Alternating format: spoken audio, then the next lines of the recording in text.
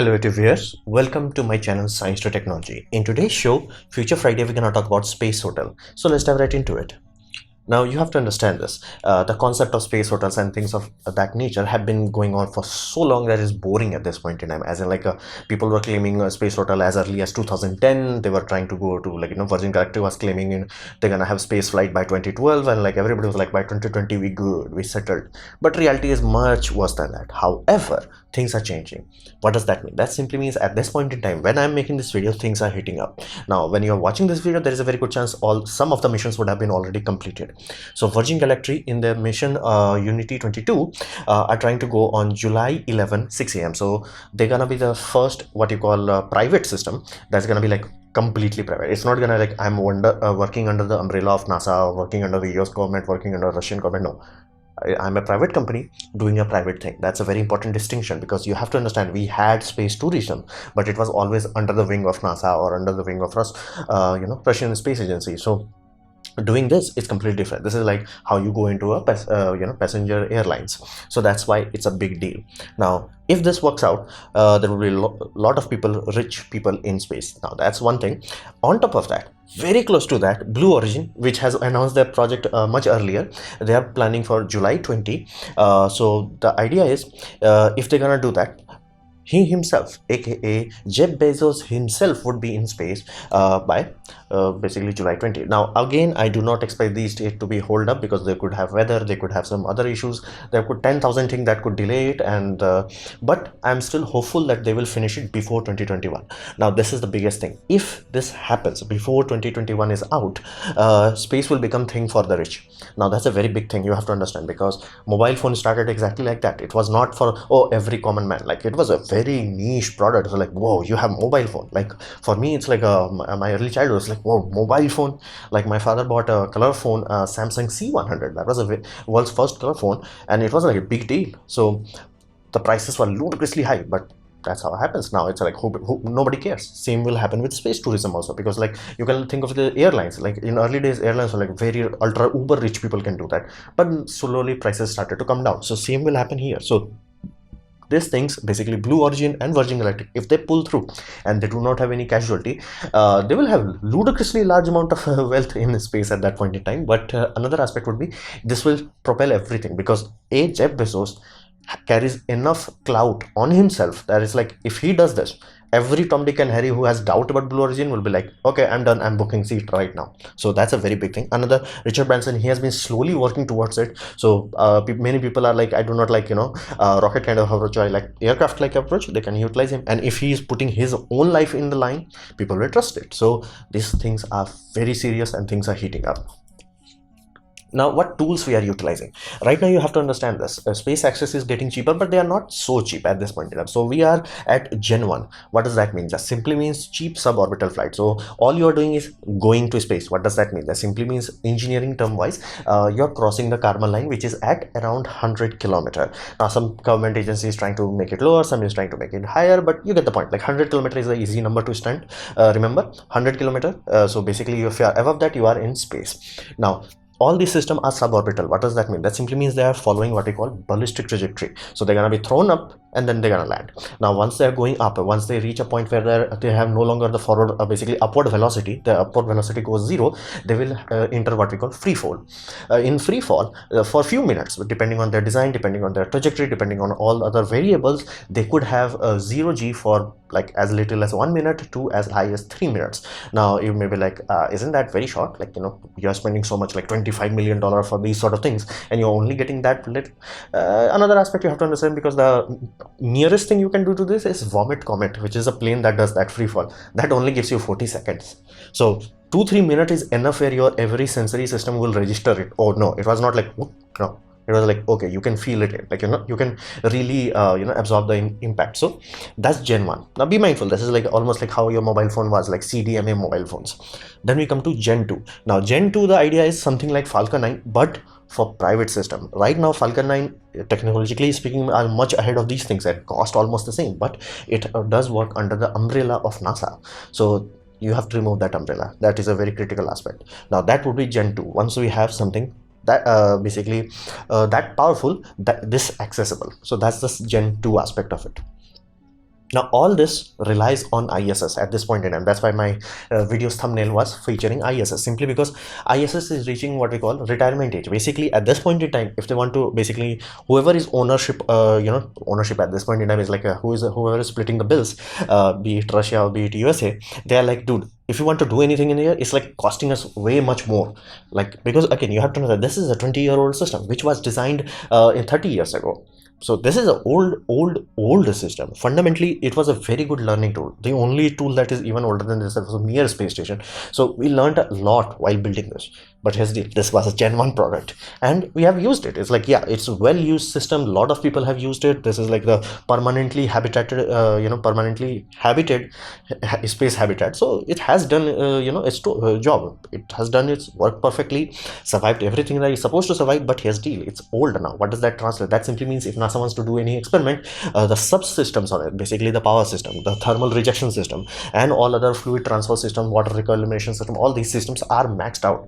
And at this point in time, trying to replace them, trying to upgrade them is way too cumbersome. They are reaching a point where it's like, dude, might as well build a new space station. So, and not to mention, we have learned a lot since then. Like, for example, the new solar panel replacement that was sent recently, it was like half the size but twice the powerful.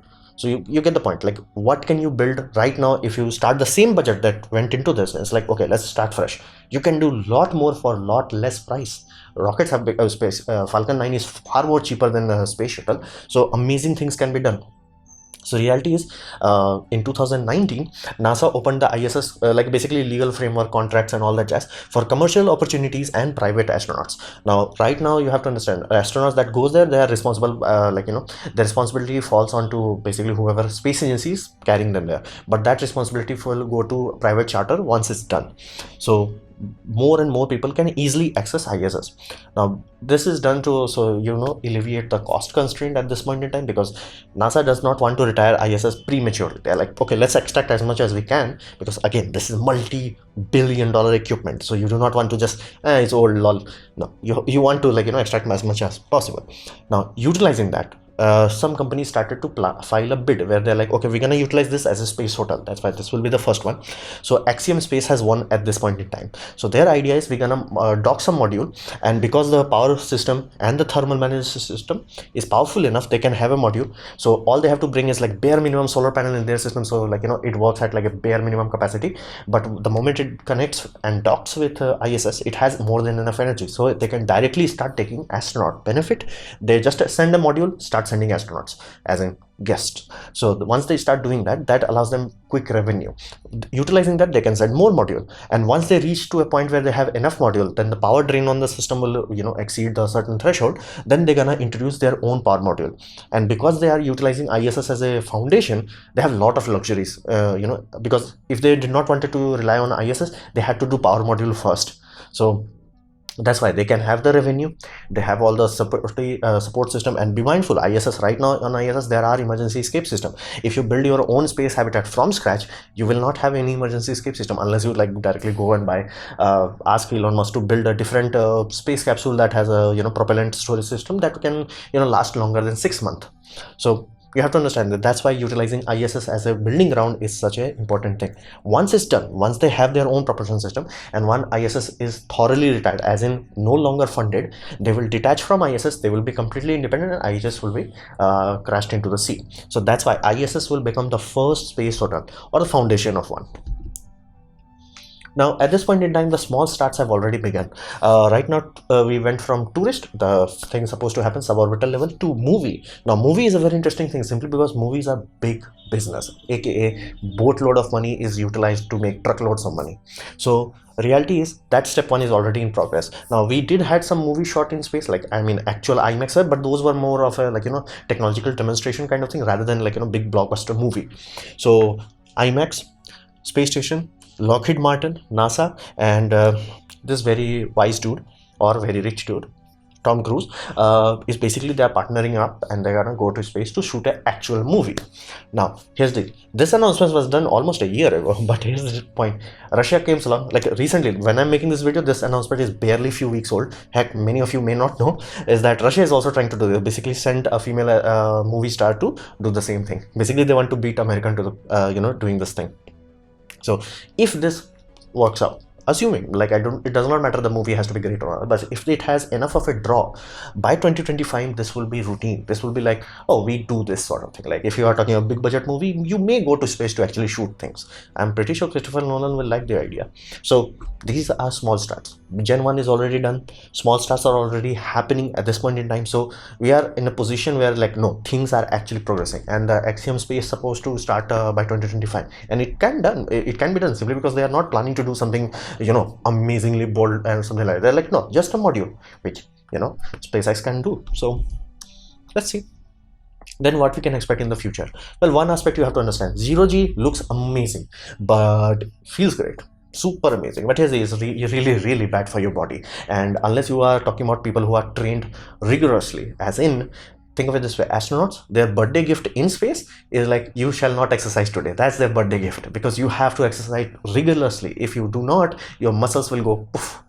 And even though exercise can stabilize your muscles, your bones, yeah, they don't care. They simply dissolve away, as in, like, that's very bad for your kidney and really bad when you want to return back to Earth. So fundamentally speaking, 0G is good for short-term stay, not for long-term. And let's say you built a space hotel and you have managers, you have staff, support staff.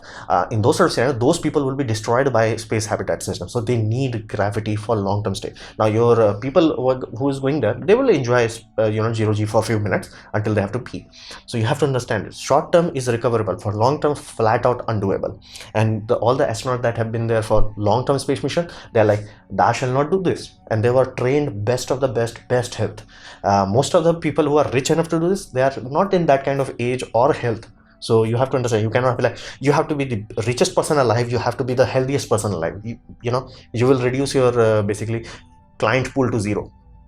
So fundamentally, we have to build what we call spinning habitats. And there are primary things that we need to have. For example, sleep. Let me put it this way, astronauts do not sleep, flat out. They have very hard time sleeping. Like, they could be tired as hell and they will be like in their pods, not pod, actually pouch would be correcter. They have pouch stringed everywhere and they will have curtains, light out, and they will still not sleep.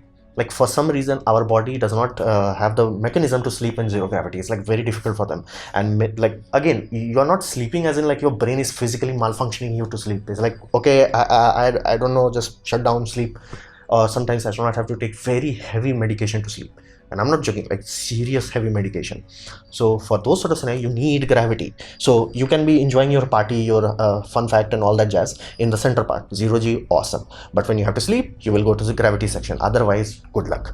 And another aspect, sex. When you are making a hotel and you're talking about rich people, they like to have sex. Like, sex is a very serious thing. And again, if you want to have humanity outside of Earth, you have to figure out how are you going to have sex, because we cannot make baby any other way. So that's another aspect. And you cannot say like, tourists can come here but cannot have sex. Yeah, your clientele will go minus at that point in time the moment you open that mouth. So on that aspect, even for children, another aspect is toilet. How the heck you gonna go to toilet? Like, that looks very funny. Oh, I'm gonna have a funnel, like, and I'm gonna pee in a funnel. It's very difficult for your bladder, so to say. So be mindful. 0G looks awesome, amazing and all that jazz. It's something that you really want to experience, but the moment it stretches out beyond few hours, your body will be like, something is wrong. And fundamentally, for a few months, it's really bad for you. So for sleep, for sex, for toiletry, you have to have gravity. So spinning habitat is a compulsory design for space hotels. Now this is Gen 3. At this point in time, Gen 1 is already starting. Gen 2, people are working on it. Gen 3, it will take time. I do not expect anything before 2035. Anything. Like Gen 2 at best case scenario. So let's see what our future holds. So this is one of the presentation that I made for you guys. Hopefully you have liked it, learned from it. In that case, please click the like button, share it amongst your friends. That will help me a lot. If you didn't like it, didn't enjoy it, I urge you to press dislike, press it twice to show me extra disappointment.